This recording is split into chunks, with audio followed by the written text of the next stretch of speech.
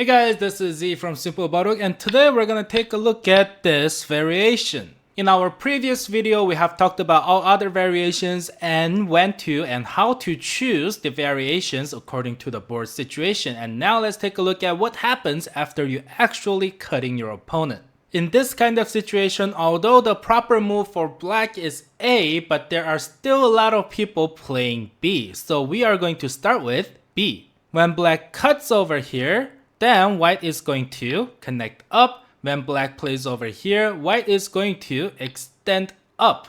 Now black can play away. And later on, when white wants to fix the shape, then white can first extend over here, black blocks and turns, black blocks, white plays over here, black ataris, and white can play away. And the reason for that is later on, if white wants, there is a sente over here. And the reason we are not immediately atarying this stone over here is because later if white has a stone over here, then black haneing and connecting up is not a very severe move because white can just simply form a tiger's mouth and secure all the territories above. But if we already had this exchange, then black haneing later can get very severe. If you immediately hane back, then there is a chance of having a ko. So you probably have to pull back or something, and that is not as good for white. So if possible, try not to atari these three black stones. Save it for later. Okay, that is B, and now let's take a look at what do we do if black cuts at A. Then first move from white would be go out. Then black is going to play this one. When white extends, black is going to extend down. The reason black is extending down is later on if white plays this one, it can get very ugly in the corner. So in order to avoid that ugly, inefficient, disgusting shape, black extends down with this 17 and white ataris these stones. And always remember, we are not going to atari like this. We didn't give away this corner just to get this kind of panuki, right?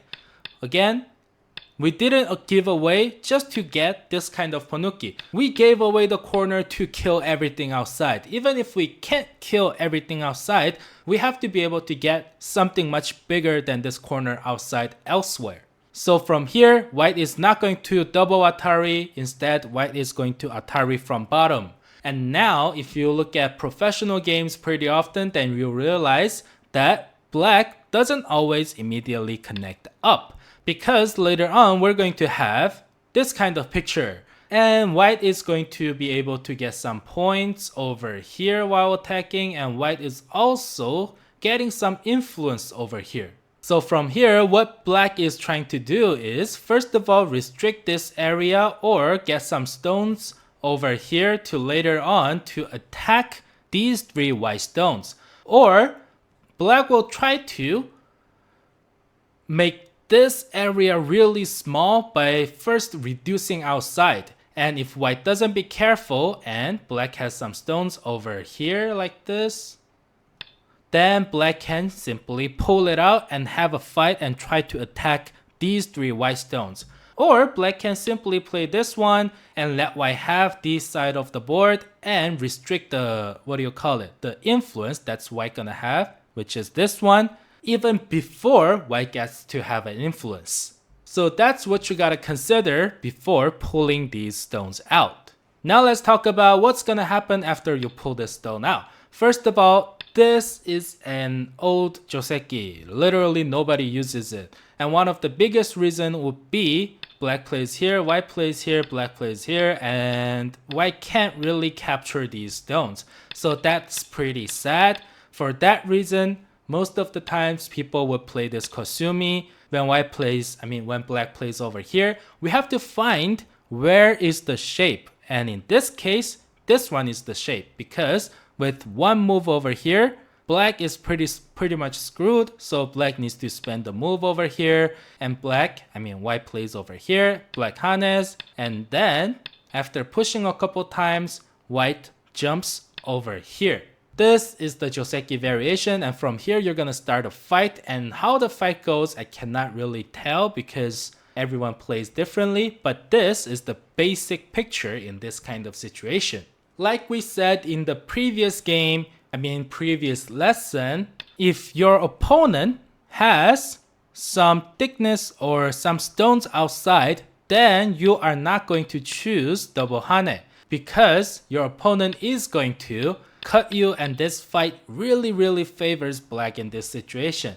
But if you are black in this situation and your opponent plays this joseki variation, then just cut it and see what's up. Even if your opponent approaches from the other side and you got some stones on your right side, then you can still choose the cutting variation because you got some friends out there backing you up. And always remember, this is probably what's gonna happen. White is going to have some outside influence and some points over here, but none of them are completely stable. So before you immediately pull out these two stones, you can first try to do something over here or over here, or have some stones in the middle to support your stones in order to counterattack. If your opponent gets scared, let's say you play this one, your opponent plays this one, you play this one, your opponent plays this one, then you got the corner,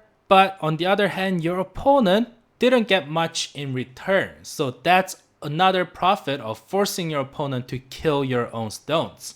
If you think this lesson is useful, please like and subscribe. This has been Z from Simple Baduk, and we do these lectures daily on our YouTube channel. And we also have a structured learning path on our simplebaduk.com that's called Kyu Dan System. If you want to learn more about that, link in the description.